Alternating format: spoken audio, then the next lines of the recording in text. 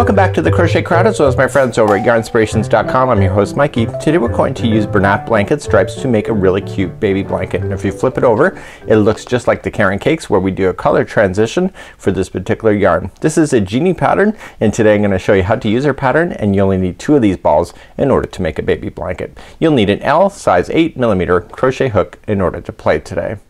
This video has sound alerts added. When you hear this sound, it will be your signal that the segment is finishing up. Press stop and crochet the instructions, and then press play again to continue along in your project. So here's Genie's pattern. It's a rectangular motion like so, and we just continually go around in a circle. Of course we slip stitch in order to build up, and then what happens here is that the color transitions on its own, so there's no doctoring of any colors, exactly how you see it, how it comes out of the ball. So this is just a small baby's blanket, and you're gonna leave enough yarn in order to do the final round all the way around with reverse single crochet, which I'll show you how to do as well.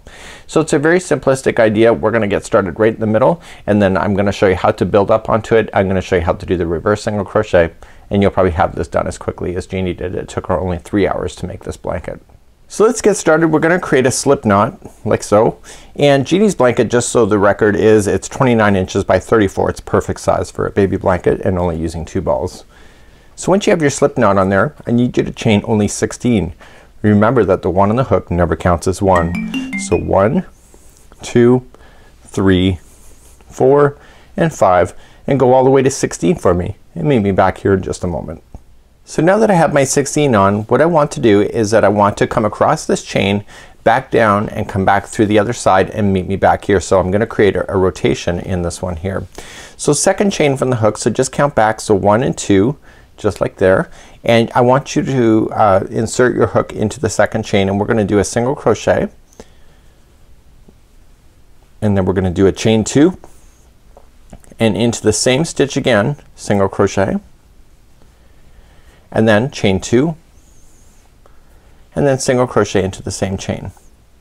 So what we've done is that we've created the rotation going around. So just imagine that this is gonna come around, and it's gonna come out here, and the chain 2s are the corners, just like you see. So now that you have this done, all we're just gonna do now is just work our way across this chain in order to do it. So what we're gonna do is that we're gonna chain 1, skip 1 chain, so just skip 1, go to the second, and single crochet. Then chain 1, skip 1, and single crochet into the next chain, and I want you to do that all the way across your chain. So do that, and I'll see you at the other side of this chain in just a moment. So I've now come across my chain, and I have 2 stitches left. So I'm gonna chain 1, and then I'm gonna go into the very last stitch, and what we're gonna do is that we're gonna go into this one and then continue to go into it again and again until we come around the other side of this particular chain. So let's just go into the very final one, and we're gonna single crochet and then chain 2. There's your first corner. Single crochet into the same one again, and then chain 2, and see how I'm naturally turning the project around. Come back into the same project or same stitch, and just single crochet once again, just like that. So now what you want to do is you want to match exactly what you see. So you can see that these single crochets are in a certain chain, and you're gonna match those all the way across. So chain 1 first, and you can see you're gonna skip 1, and the next one is in the other side of the single crochet. So chain 1, single crochet in the next one. So chain 1, single crochet in the next one, chain 1, and you're gonna do that all the way back until you get to where you had started. Okay, so here's the last one here, and I can tell it's the last one because the next one is the turning corner. So to finish this off, you're gonna chain 1 and just extend over and slip stitch to the first single crochet. So therefore you can kind of see your rectangle is right here. So let's begin round number 2. So let's begin round number 2. We're going to slip stitch into the next chain 2 space. So you're already in the first single crochet from the row below, so slip stitch in and pull through and through, and now you're in the first chain 2 space that's part of the corner. So now what I want you to do is that I want you to chain 1, and I want you to single crochet, chain 2, single crochet right into that same space. So you're gonna create the corner again. So single crochet, chain 2, and single crochet. So now we have to make our way to the next corner. So in order to get there first we have to chain 1, and then the corner happens to be the next one, which will be the same information. So it's gonna be single crochet, chain 2, and single crochet.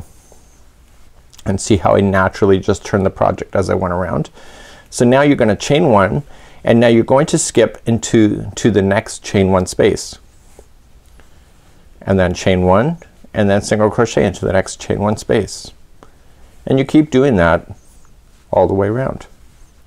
So the only time you really have to pay attention to is the corners in order to keep those corners building out.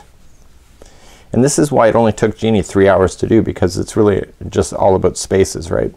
So you're gonna come into the next one, and then the corner is your next one after that. So chain 1, and here is your first corner right here. So you're going to single crochet, chain 2, single crochet, and then that's your corner done. And then chain 1, and you're gonna jump to the next corner, single crochet, chain 2, single crochet, and then keep moving around to the other side. So chain 1, single crochet in the next chain 1 space, and so on.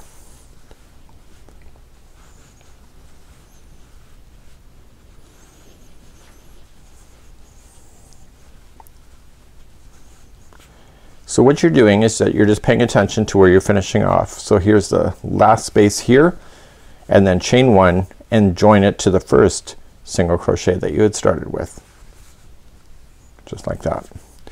So here's the trick. Every time you go to start this, you're always gonna slip stitch to the first chain 2 space and then start. So your slip stitching will always stay in this particular corner as you go. So let's just review one more time for round number 3, and then we're gonna let you go, and then I'll show you how to do the edging as well. So as promised, when you go to start a new round, you just slip stitch to the first chain 2 space and then keep that corner. So chain 1, single crochet, chain 2, single crochet into the same space. So you're just gonna be paying attention to your spaces here. So chain 1, go to the next space, and then chain 1, and then corner happens to be next. So every side gets bigger as you go. So this distance between the corners gets greater and greater. So in the corners is single crochet, chain 2, single crochet, and then you keep on going. So chain 1, go to the next, just to open it up. If you don't see it, just use your fingers and keep on going around. And eventually the yarn will change color on its own, and I think in today's tutorial it's not gonna change color because I'm not gonna do enough of it to get that color transition to happen. But it's really a neat idea, and saves the hassle of trying to figure out what colors are gonna go together, and you'll work out something really quite pretty. So chain 1, the next one is your chain 2 space, the next corner. So single crochet, chain 2, single crochet, and then chain 1, go into your next space, chain 1, and then here's your next corner. So it's single crochet, chain 2, single crochet, chain 1 after that, and keep moving down like so. So you can see that this size hook, this size yarn, you are gonna have a baby's project in no time. So if somebody surprises you with a baby shower, then you don't have to worry about it so much. So you're just gonna do this same rotation all the way around, and then once you have almost all of the 2 balls done, you just leave enough yarn, and then you'll do a reverse single crochet. So this is the last one before it starts again. So chain up 1, and then just join to the first single crochet that you had started with to bring that to conclusion. So that's how you're gonna do this, and what I'm gonna show you is how to do the reverse single crochet all the way back around in order to finish. So here is going to be the final border. So once you get to the size that you need, then we're just gonna finish it off with the reverse single crochet, which is also known as the crab stitch. So to begin, you're going to chain up 1, and you're gonna come to the space before it. So look where the hand is and come before it, and go right into the space and dive in, and then you're gonna wrap the hook, pull it through, and then you're gonna pull through 2. So it's called reverse single crochet because instead of moving forward, I'm moving backward.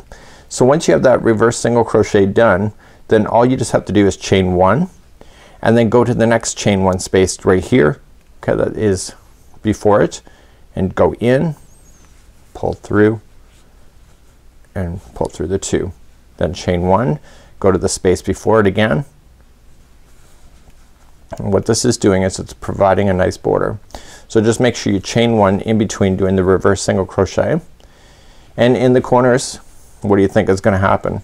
So in the corners, what Jeannie's suggesting, and I'm gonna get there in a second, is just to put in 2 reverse single crochets into the corner just to fill it in.